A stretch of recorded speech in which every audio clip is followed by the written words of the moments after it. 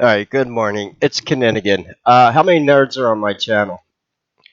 I'm going to give you something. Um, oh, before I get started, please share, like, subscribe. If you could support my channel, yeah, a few people have given me donations. It all went to good uses. I used money yesterday to stock up on coffee. That's one thing I'm not giving up, and it ain't. Anyway, it makes no sense even talking about inflation, right? A lot of us have been I guess adjusting the food that we're able to, even if some of us can't even eat 3 meals a day because of inflation. But you're just a conspiracy theorist, whatever. Whatever. I don't want to talk about the other events that have happened recently because why? Only going to get me in trouble. There's a lot of I think you know what I'm talking about. Anyway, but what? Why I asked how many nerds are on this channel because here's the situation I'm in. You could donate to the channel. I need about $5 to get a pack of cigarettes. No, not actually cigarettes. I'm going to get a bag of tobacco, and all I need is about $5 with the money I already have, and that would be enough to get me enough tobacco to last me, yeah, until the end of the month.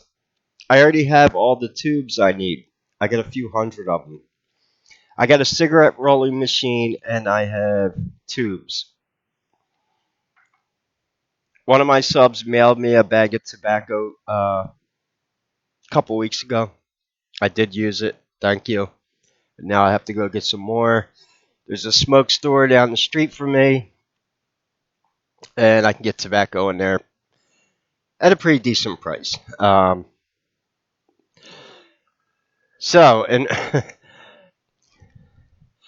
and as a way to thank you for supporting my channel, even if you can't, no big deal. How's this sound?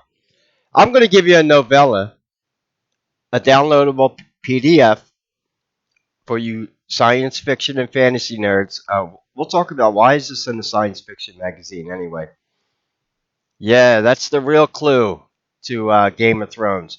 Yes, I'm going to give you a link to a PDF.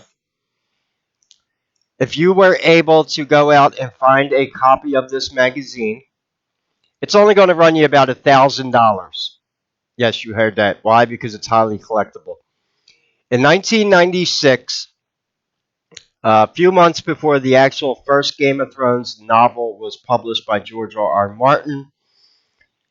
Now, when he wrote the characters for Game of Thrones, he wrote all the POV characters as novellas. And then he basically intertwined all the stories together. We know how that's going. But one of the first stories that he published was something called Blood of the Dragon, which is the entire novella of Daenerys Targaryen from the first Game of Thrones novel. It was published in 1996, July, in Asimov's science fiction magazine. And because this is a magazine, and you know anything about them, most magazines that are 30 years old are not in highly collectible conditions. That's why this is so friggin' expensive. But there was a nerd out there, Preston Jacobs. He's the one that actually scanned this. But I'm going to share with you a scan. Look at the artwork for this. This is so badass. 1996. This is the year that I went to the Art Institute of Philadelphia. This is like artwork I would have been inspired by when I was an art student. We're going to be talking about art in a second here again. And just this was the first artistic depiction of Daenerys Targaryen, Mother of Dragons. He wrote this as a novella. This is the first edition draft of the Daenerys Targaryen story. It's not the same that's published in the books, hence why it's so rare, because the only thing that changed is he tied in some chapters to the other Game of Thrones story. You know, Robert Baratheon tries to have her assassinated and whatever.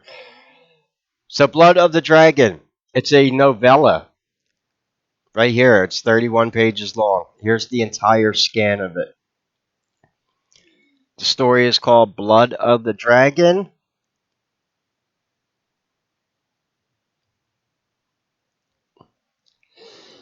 Like I said, if you could find a copy of this magazine, good for you. They're not cheap and they're not easy to find. Now the person who found this, he scanned it and he basically said, I'm not one of them nerds that's going to pay like $1,000 for a magazine to keep it in a piece of plastic forever and never read it or use it. Yeah, that's it. For example, as someone, if I ever had the chance to buy Jimi Hendrix, Jimi Hendrix, and one of the Stratocasters he used to play with, I'm not hanging that fucking thing on the wall and looking at it. I'm stringing that thing up and playing it. Especially if I'm paying $1 million for a fucking guitar, I'm playing the guitar. I'm not real big into collectible shit, like hanging it on the wall and idolizing it. Yeah, that's the whole collectible debate thing. Besides, most people that buy expensive guitars like that and hang them on the wall usually ain't musicians in the first place. There are musicians that buy rare guitars and they play them. That's what guitars were meant to, just like books are printed, they're meant to be read. So he scanned this book, which probably knocked the value down on it because if you know anything about magazines, you can only open them a few dozen times and fold the pages before you get creases in them. And Preston Jacobs is the one who he's real big on. Preston Jacobs is the guy. Not only has he decoded a lot of the lore from the Game of Thrones, but he's basically threatening George R. R. Martin that if George R. R. Martin does not finish the Game of Thrones series, he's going to write it as fan fiction. And I think that's pissing George R. R. Martin off because he's like, how dare you finish my work? Well, you had 20 fucking years to finish the books and you haven't. You were really excited in 1996 when you published this.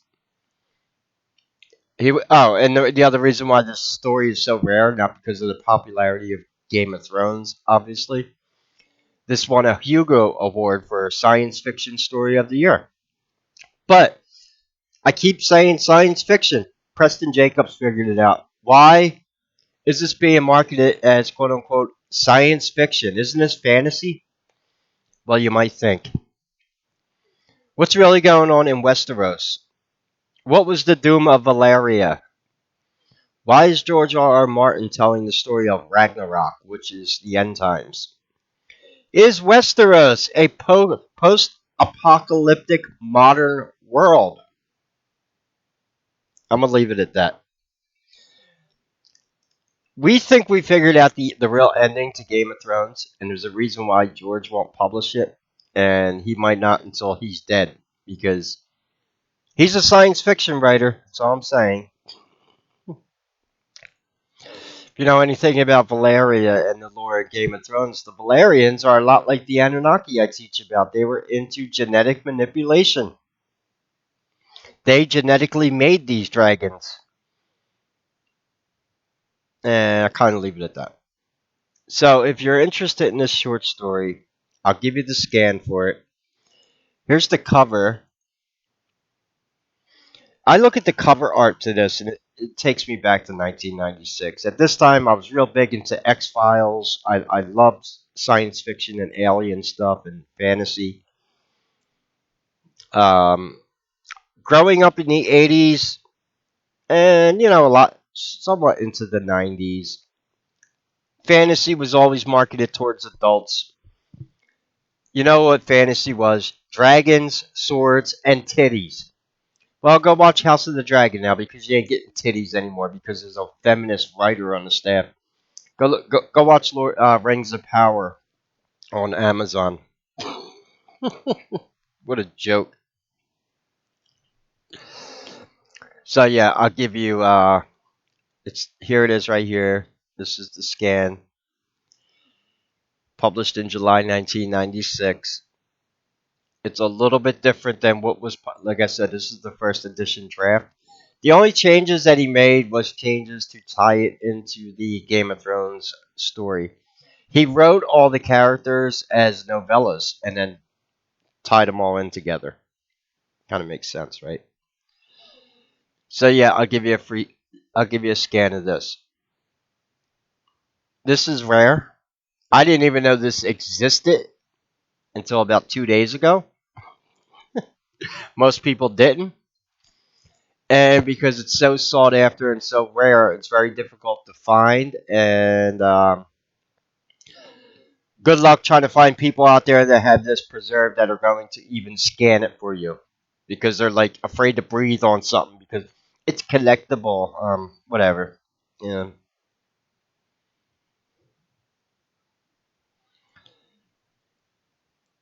But yeah, here's a scan of the entire Blood of the Dragon story. It's a novella. It's not a short story because it's longer than a short story. Secondly, I was coming up with some ideas on how to some things I can do to possibly make some money. And going back to yeah, I am a trained artist, and I went to art school, and I do have some talent when it comes to that stuff. And I figured out a way that I can subsidize my income. This is not something I'm going to do today, so if you can support the channel, I'd appreciate it. But something I can get done pretty quickly. Uh, Being able to do something all comes down to having the right tools. And when you have the right tools, and what I'm going to be doing, it's no, I'll tell you now, is publishing, self-publishing coloring books for children at Amazon Direct. Yes, I'm going to design and publish coloring books. There's a lot of money in coloring books. It's very easy to do. This is something I don't have to write a fucking epic sci-fi novel and publish that and hope that that makes money. No, coloring books are as. But here's the thing: if you're creating your own shit, if you are like a lot of other people and you are stealing clip art or you're trying to use AI to design pictures for you, good luck. I hope you get caught and kicked off KDP. That's Kindle Direct Publishing. And a lot of people are getting kicked off for that reason. You shouldn't be stealing artwork and reselling it as your own, right? Just saying. So when it comes down, all right, let me give you an example. What I did yesterday, I spent all day yesterday looking for software that would allow me to create pictures that I could put into a coloring book. And I had a piece of clip art that I can kind of use for some inspiration here. And I want to show you something. Stuff like this. This is a little baby dinosaur. And I get about 20, a few dozen of these pictures. I got enough to publish a coloring book. Here's the problem. This might look simple. It's not. And I'll explain why. One, you have a few options you can go about this. You can hand draw these and digitally scan them. And when you digitally scan shit, you run into a whole other things about cleaning up the pictures because scans are never black and white, clean. Um, no, you're gonna have to go back and clean the pictures up. You're gonna get background shit that you're gonna. The It's a little complicated when you actually scan hand drawn art into digital format. Um, so even though that this looks like a simple picture to draw, um, when I first went to art school, do you know what your first lesson is in drawing class? You get an easel and you get a sketch pad, and your first lesson, I remember it to this day, was doing nothing but drawing fucking straight lines on a piece of paper for 2 hours straight. Because if you think that drawing straight lines is easy, it's not. What's the problem you have with a mouse on your computer? Drawing straight lines. What's the second lesson that we had? Was drawing circles. Yeah, we sat there for 2 hours in fucking art class drawing circles on paper. And we had this whole lesson about it, and our teacher was trying to show us because when people first attempt to do it, they're not fucking circles. They're oblong shaped.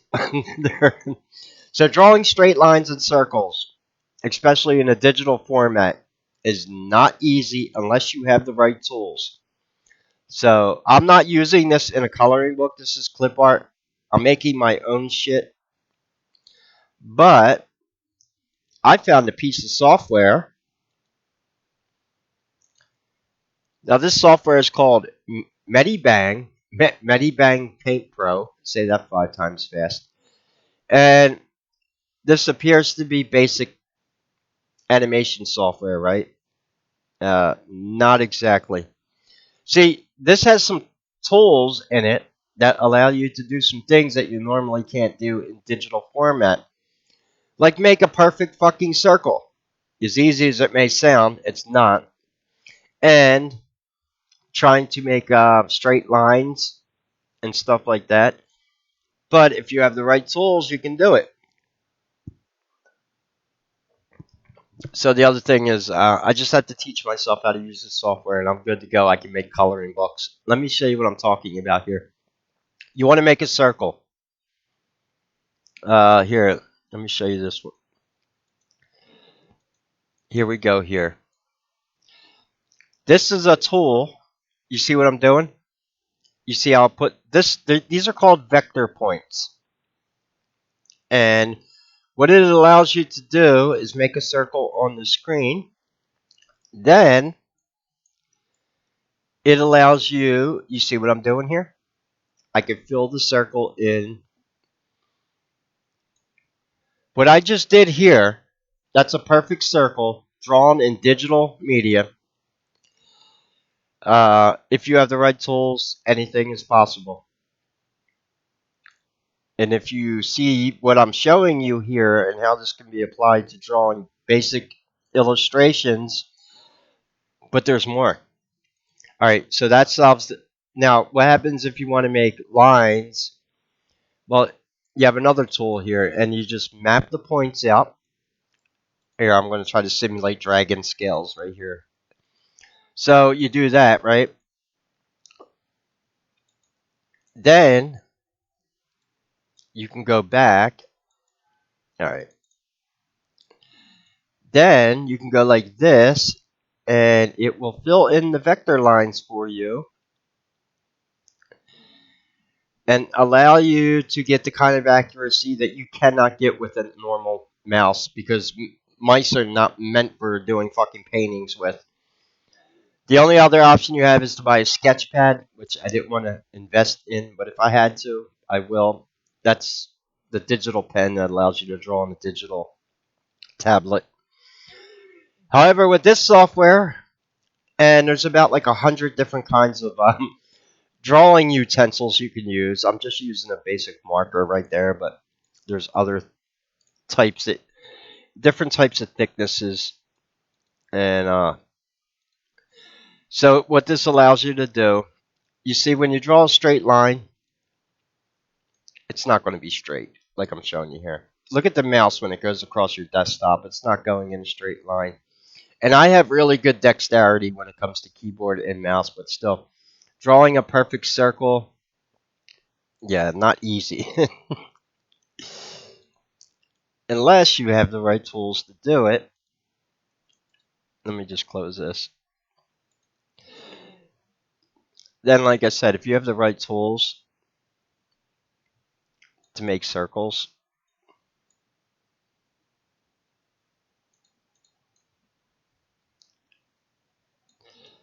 then you can make circles all day. See that? Yeah, try drawing that kind of circle. Uh, I'm just doing that with a mouse. You get the idea. And what we want for coloring books, we want bold, straight, clean lines. I can do this with this software. I can make that baby dragon right there. It's If you know anything about drawing, this is just some basic shapes. The head is a circle right here. the feet, the hands, and the scales. I could do all this with this software and make coloring books. So I'm just letting people know this because people are. I know I'm constantly begging for money. Why am I doing this? Listen, there are people making some serious money over at Amazon, publishing coloring books. One of the most successful media publishers over there doing coloring books is a woman called Meg Publishing. God bless her. She's making about $200,000 a month off coloring books. I don't need that kind of money. I don't want that kind of money. Brings too many fucking headaches, first of all. Why? Because when you make that kind of money, people start coming out of the fucking woodwork. And then, everybody's your friend. No, I don't even. If I could subsidize my income with some coloring books, that's what I'm going to do. And yes, I finally found some software that might allow me to do it. Because, like I said, it's the whole issue of.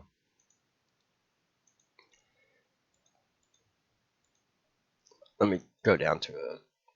We don't need a. Yeah, alright. Like this. I can. You get the idea. You can fill the. See, that's like a. That would be like a spike on the back of a dragon, right? And so you can do this.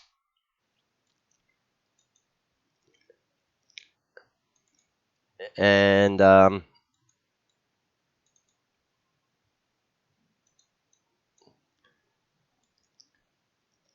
think you just get the idea. It allows you to accurately draw things. That's all I'm saying. Just need a little bit of practice with this software. There's other tools. There's a grid system that's good for copying things. You can use a grid to as a point of reference. We have lines for perspective. We're not doing very complicated drawings. I don't need perspective lines. Not really. Not for a children's coloring book, but I am highly skilled in vanishing points and drawing 3D objects in perspective. I know all about this shit. It's kind of how you get vector lines or whatever. See if we can get the lines coming out there. But it helps you draw straight lines. This is drawing straight lines in perspective. That's all that is. Like I said, I got to figure out. Yeah, I didn't know if you ever go to art school, one of your first lessons is going to be pulling out an art pad. I could teach people basic art, and that would be one of my first lessons. Is it might seem boring. Anyone ever see fucking Karate Kid?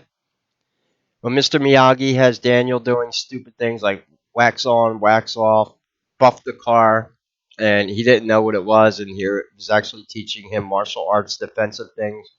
Well, what do you think drawing straight lines and circles on paper does? Muscle memory.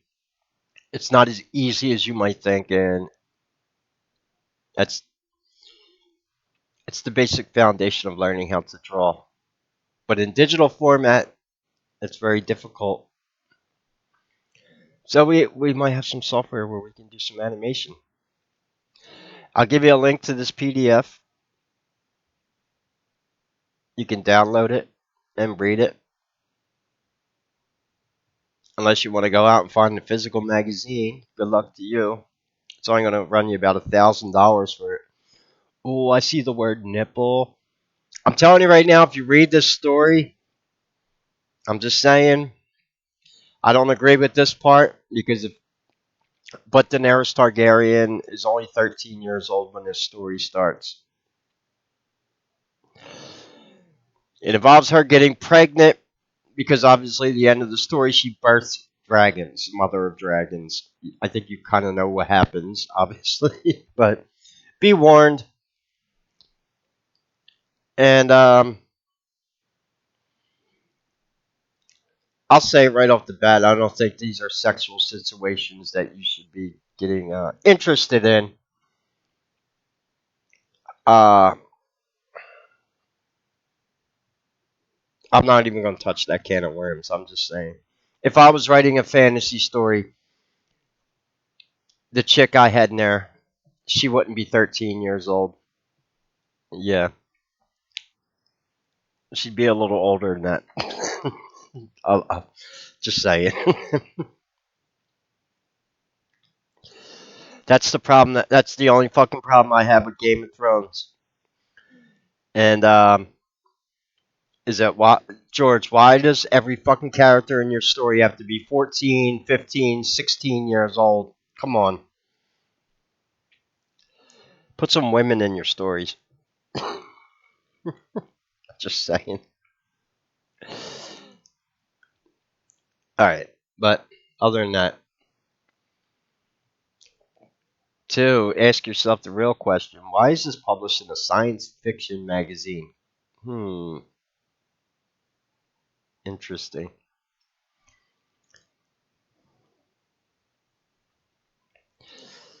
So anyway,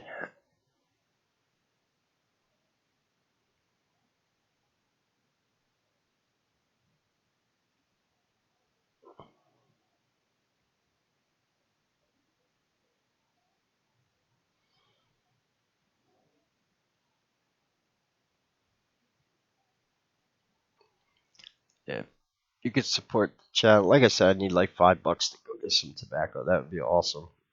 If not, I'm just gonna fucking sleep all day. I don't know what I want to do.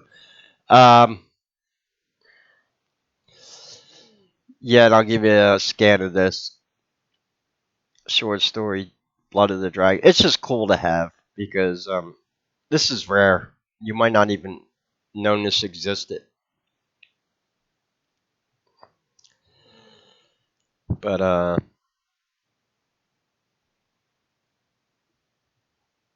yeah. So this is the first published Well, it's a novella. It's not a short story from the Game of Thrones universe about Daenerys, called Blood of the Dragon.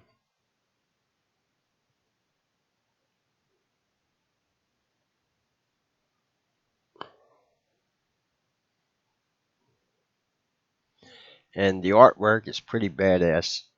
It just has that 1990s, 1980s heavy metal kind of fantasy vibe to it.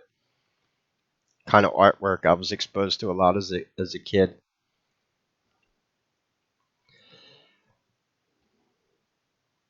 But you know what? Danny doesn't look 13 years old in the fucking cover art. Is she 13 in the story? Hold on. You know what? Uh, right from the beginning, it should tell you. How do they say their birthdays in here? Is it 10 years plus 3? Is that how they do it? Yeah, we don't want to be reading about 13-year-old nipples, George. Come on, man.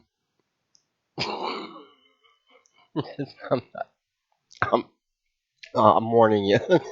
Just trying to find out how did he change her age in this story? That was the only thing I'm wondering. Uh,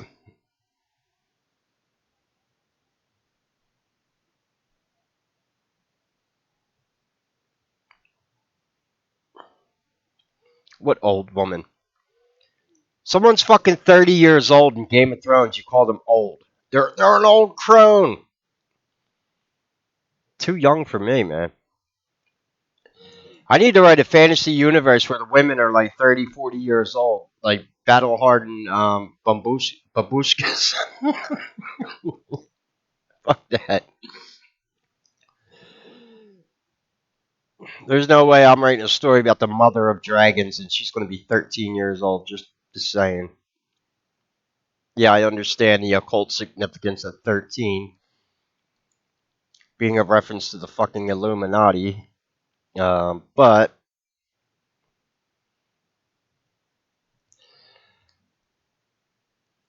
Yeah, I'm sure they tell you her age somewhere in here, but suppose yeah, I guess she's 13 and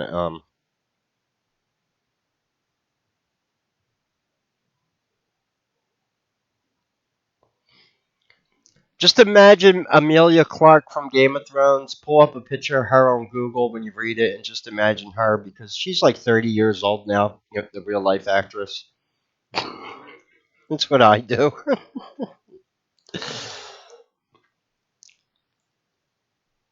I like the artwork for the dragons in this. Really cool looking. Anyway, any questions or comments? Leave them below. God bless and take care.